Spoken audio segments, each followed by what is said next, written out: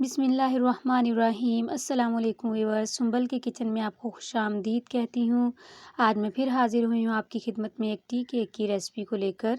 ये बहुत ही आसानी से तैयार हो जाता है। बेकरी जैसा केक आप बहुत ही आसानी से घर में तैयार कर सकते हैं और मैं बेकिंग से रिलेटेड जितनी भी चीज़ें होती हैं वो आपको बगैर ओवन के बनाना सिखाती हूँ और ये केक भी बहुत ही मज़ेदार बनता है। तो इस वीडियो का एंड तक ज़रूर देखिएगा और अगर चैनल पर नए हैं तो चैनल को ज़रूर सब्सक्राइब कर लें और बेल आइकन को भी क्लिक कर दें। इससे मेरी हर नई आने वाली वीडियो का नोटिफिकेशन आपको सबसे पहले मिलेगा। तो चलिए टी केक को बनाना शुरू करते हैं।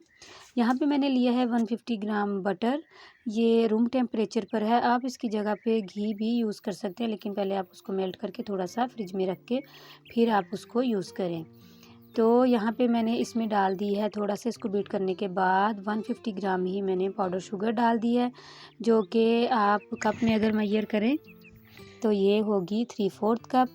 तो यहाँ पे स्पैचुला से इसको साइडों से ज़रा थोड़ा सा इकट्ठा कर लेते हैं ताकि एक जैसा ही मिक्स हो। तो यहाँ पे हमने इसको इतना मिक्स करना है कि ये क्रीमी फॉर्म में आ जाए। तो यहाँ पे क्रीमी फॉर्म में आ गया है। 3 से 4 मिनट इसको लगते हैं और यहाँ पे 3 अंडे मैंने लिए हैं, जो कि हम एक एक करके ऐड करेंगे और एक अंडा ऐड करने के बाद हम इसको तकरीबन 20 सेकंड जो है वो बीट करेंगे ताकि अंडा जो है वो अच्छे से इसमें मिक्स हो जाए। तो यहाँ पे आखिरी अंडा भी इसमें डाल देंगे और 20 सेकंड के लिए हम इसको बीट करेंगे। साइडों से इसको स्पैचुला से हम इकट्ठा करेंगे ताकि एक जैसा मिक्स हो जाए।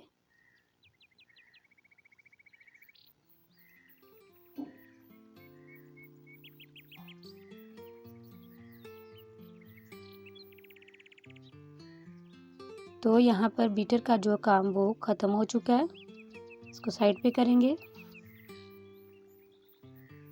यहाँ पे मैंने लिया है 150 ग्राम ही मैंने मैदा लिया है। ये कप में होगा तो 1 कप और 1/4 कप होगा। तो साथ ही में मैंने इसके बेकिंग पाउडर भी ऐड कर दिया है, वो भी साथ ही छान के डालूँगी। थोड़ा थोड़ा करके हम इसको मिक्स करेंगे और बेकिंग पाउडर जो है 1 टीस्पून एंड 1/4 टीस्पून मैंने इसमें डाला है। एक छोटा चम्मच और एक चौथाई चम्मच जो है वो इसमें मैंने डाला है। तो थोड़ा थोड़ा करके मैं इसको डाल के इसको हल्के हाथों से मैं अच्छे से मिक्स कर लूँगी। आप देख सकते हैं। तो बेकरी में जो केक होता है वो येलो कलर का होता है, तो हम भी इसमें फूड कलर ऐड करेंगे। अब यहाँ पे मैंने इसमें डाला है 2 टेबलस्पून मैंने यहाँ पे मिल्क पाउडर डाला है। इससे बहुत ही अच्छा टेस्ट आएगा इसमें, आप ज़रूर डालिएगा। यहाँ पे मैं डाल रही हूँ येलो फूड कलर।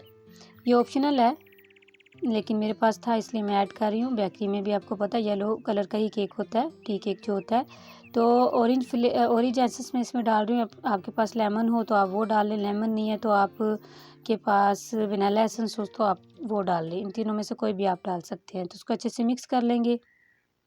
तो यहाँ पे अल्हम्दुलिल्लाह मैंने इसको अच्छे से मिक्स कर लिया। आप देख सकते हैं कितना क्रीमी फॉर्म में ये आ चुका है। मैंने एक लोफ पैन को बटर पेपर लगा के रेडी कर लिया हुआ है और मैं इसको बनाऊंगी कढ़ाई में। तो मैंने उसको भी 10 मिनट लो फ्लेम पे मैंने प्रीहीट होने के लिए रख दिया हुआ है, 10 मिनट पहले ही। तो अब हम इसको लोफ पैन में डाल देंगे। आपने देखा कि मैंने इसको बटर पेपर लगाया हुआ है।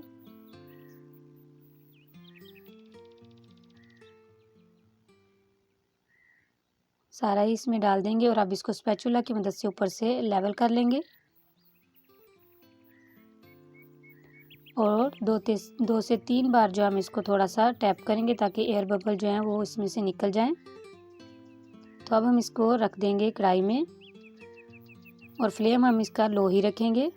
45 से 50 मिनट हम इसको देंगे।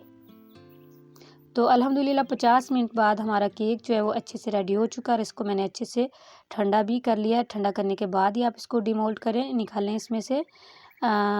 तो क्योंकि मैंने चारों तरफ ही बटर पेपर लगाया था इसलिए मुझे नाइफ़ की ज़रूरत नहीं पड़ी, इजीली निकल जाता है इस तरीके से। तो अब हम इसको कट करके देख लेते हैं। आप इसको एयर टाइट कंटेनर में 2 से 3 हफ्ते रख के भी इसको यूज़ कर सकते हैं, लेकिन ये कि रहता नहीं है, ये जल्दी ही ख़त्म हो जाता है। मतलब इसकी इतनी लाइफ है कि आप इसको रख के भी खा सकते हैं। तो देखें कितना सॉफ्ट और स्पंची बना है। मैं आपको तोड़कर भी दिखाती हूँ, आपको अंदाज़ा हो सकता है। उम्मीद है कि आपको ये रेसिपी बहुत ही अच्छी लगी होगी। इसी के साथ मैं इजाज़त चाहती हूँ। दुआओं में याद रखिएगा। मिलूंगी फिर एक नई और आसान रेसिपी के साथ। अल्लाह हाफिज़।